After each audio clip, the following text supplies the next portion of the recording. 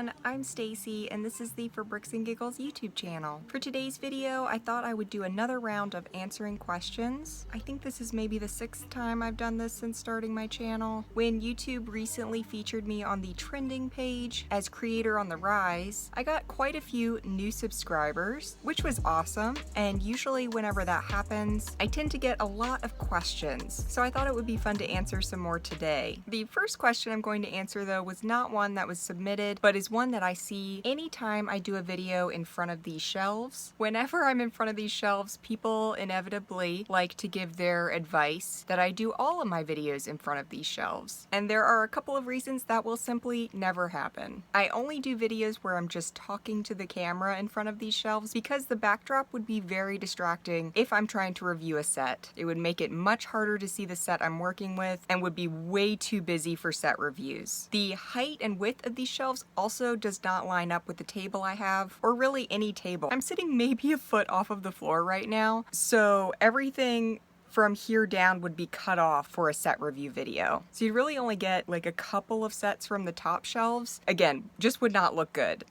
And finally, where these are located in my room, if I were to put a table in front of this, there would be no space for a camera, there would be no space for a chair behind it. There's only about 3 feet of space from the shelves to the furniture I have on the other side of this camera. So again, just not possible. Anytime I do set reviews, I always like to have the background neutral, my classic wood panel walls, to keep it from being too busy so that you can see the set I'm actually reviewing. When I'm just talking to the camera, it doesn't really matter what's behind me because I'm not holding things up to show you. There's nothing you really have to see, so it's kind of nice to be able to kind of look around and see what sets I currently have on display. A ton of them don't change a whole lot because I have my favorites. Most of my sets I just build and then take apart after the review. But like I said, this style video is the only time I will be in front of these shelves. Any kind of set review or something where I'm trying to show you something, I just don't want a super busy background for that. And all of the other reasons I said as well. So I just wanted to get that one out of the way first before people start asking about it. Everyone submitted a lot of great questions. I feel like a lot of times I get some of those standard questions that I've answered before and there really weren't any of those. So I'm actually really excited to answer the questions you guys asked. First up, we have the top 5 sets currently on my bucket list. It's really hard to narrow down to top 5. I've been lucky that in recent years I've gotten most of my top wanted sets, like a monorail, the Yellow Castle, Fort Legoredo. Really a lot of the ones from my childhood that I wanted I've actually marked off the list at this point. And so to say these are my top 5 might be a little bit incorrect because it might change day to day how much I want some of these. And these are not in order, they're not ranked like 1 to 5, just 5 sets that I currently think are the top of my bucket list. First up, we have the Amazon Ancient Ruins. My brother had this one as a kid, always loved playing with it. I would say technically a lot of the Adventurer sets are on my bucket list, but this is the only one I'm putting on my top 5 right now. Number 2 is the Message Intercept Base, super classic set. The Dark Forest Fortress has always been a top pick for me. Basically anything with a raised base plate.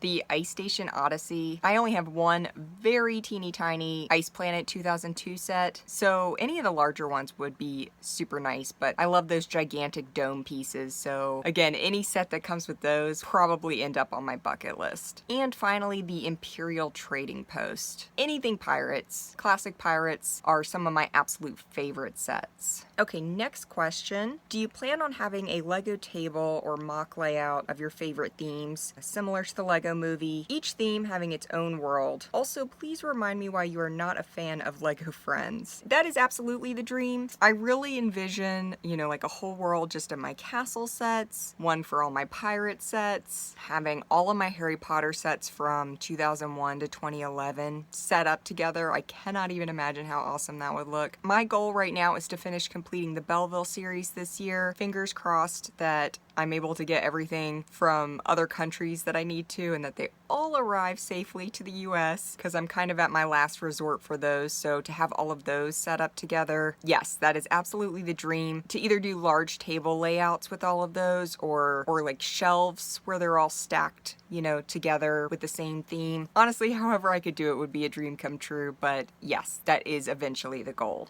And then as for Lego Friends, there are sets from Lego Friends I love, but there are also a lot that I just feel like they're very repetitive, kind of like Lego City in the current era. I actually think Lego Friends has gotten better in maybe the last 2 years. There have been a lot more sets that I've loved. I am just not a fan of the mini dolls. If you put regular minifigures in Lego Friends sets, it would take them from a 2 to an 8 to me. I just feel like the mini dolls cheapen the effect of the set. Again, just to me, it just feels like they look cheaper with the mini dolls. To me, it almost looks like knockoff Lego. So I think if you were to put regular minifigures in, like they did with Paradisa, I would become a huge Friends fan. Which Lego piece element has been your favorite / most useful for mocks? I don't actually do a lot of mocks. That is kind of a goal for this year, is to complete a mock. And my version of mocks at this point is taking a pre-existing set and changing the colors to it, using that kind of as a base, and then adding more decorative elements to it. I struggle with the time-consuming nature of mocks, just because it's so much sifting through parts for me to find what I'm looking for, and I just don't have a lot of free time for it. So I have not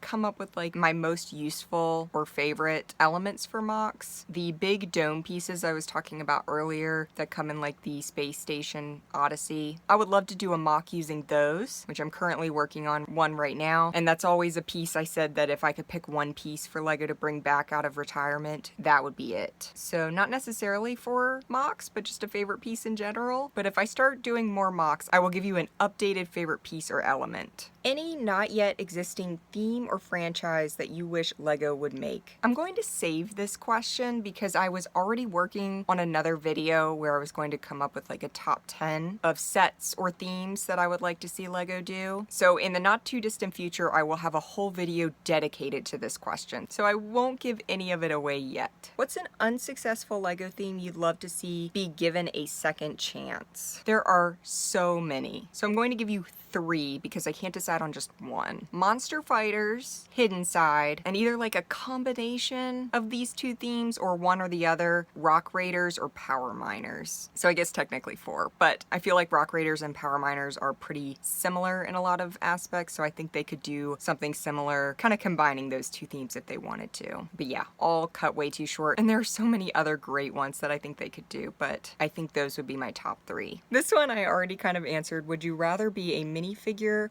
or a Friends mini doll? 100% a regular standard Lego minifigure. I keep thinking I will design a sig fig and I just haven't done it. If you all know anywhere that they print minifigure torsos, let me know though, because no matter how much I Google it, I can't figure out where everyone is getting theirs printed, or even just like tiles printed with their handle or whatever. I'd like to do all of that and I just haven't been able to figure out where everyone is having this done, but 100% would prefer to be a Lego minifigure than a Lego mini doll. This was a fun would you rather. Would you rather have every Lego set with no minifigures or every Lego minifigure but no set or builds? This one is pretty easy for me. I would rather have the sets than the minifigures. I love minifigures, and in the world of Lego the way it is today, I really won't buy a set unless it comes with at least one minifigure. But if you were telling me there was a world where it was just sets and minifigures didn't exist, I would be 100% content with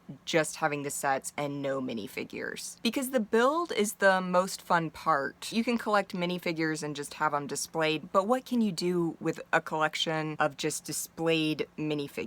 I'm all about the build. That's the main point of Lego for me personally, so I would have to pick the set over the minifigure, which would be a bummer because I do love the way sets look with minifigures. What's the worst Lego theme ever and why is it Nexo Knights? I personally have never had any problem with Nexo Knights. Was it my favorite? No. Wouldn't even crack the top 20. I didn't actively dislike it the way a lot of people do. And I do have a lot of problem with like demonizing a whole theme because I feel like every theme has some good qualities to it, whether it's the minifigures or minifigure accessories or parts, or new molds for different parts or parts that come in exclusive colors. I just feel like no matter the set, you can find something good about it and therefore something good about the theme. So to actively hate an entire theme, I think is a little bit odd, even if I don't personally collect any of it. So for me personally, Technic would be the worst theme, and that's just because I really don't enjoy the build. This might sound really silly, but like, it literally hurts my fingers to build those sets. And if you get like one piece lined up incorrectly, the amount of pins you have to take out, at the end of the build, my fingers are literally destroyed. I've been collecting Lego for over 25 years,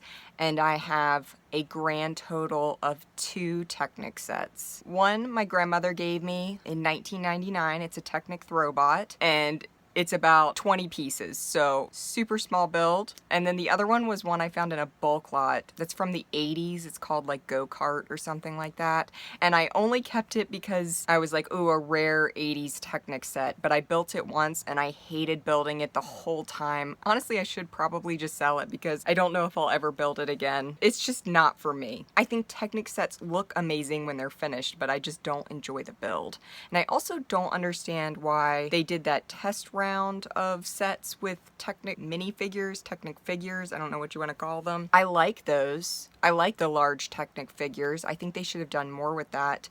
I don't know why we can't have minifigures with Technic sets today though. So that's always bothered me, that there are no minifigures with Technic sets. Technic's been around for decades now, so I know it's well loved by everyone else in the community, just not me personally.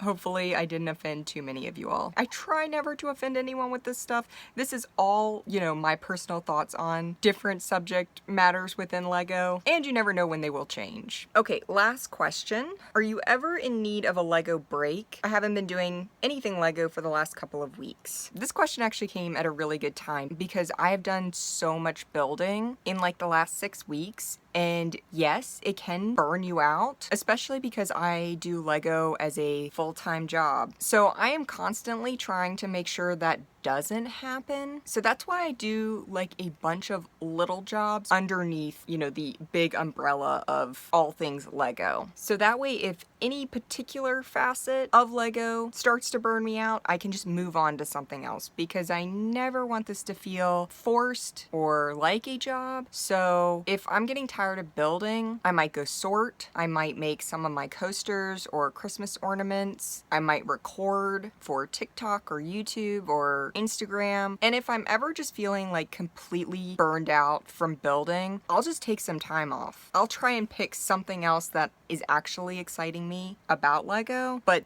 that doesn't necessarily involve building, so I can just give myself a little bit of a break. And I set my business up that way for that exact reason. I have the coasters with the resin, so that's very artsy based. The ornaments are really just the last quarter of the year. I will build a couple here and there if I find new parts that I'm interested in throughout the year, but there's really no push for it for about the first 8 months out of the year. If I'm tired of sorting, I'll go build something instead. For me, there is always some part of Lego that I'm still enjoying, so I just try to pick whatever it is that most inspires me, and then if I need to take time off from something, I will. Every so often people freak out when my BrickLink store is closed for a couple of days, and I'm like, I just needed a little bit of a break, maybe to reorganize something, or I wanted to work on something else without being interrupted with orders or something. So it's nice that pretty much everything I do can be shut down with the click of a button. Or I could take a week off from YouTube if I'm just like, I just am not in the mood to build anything right now. That's why I don't do any really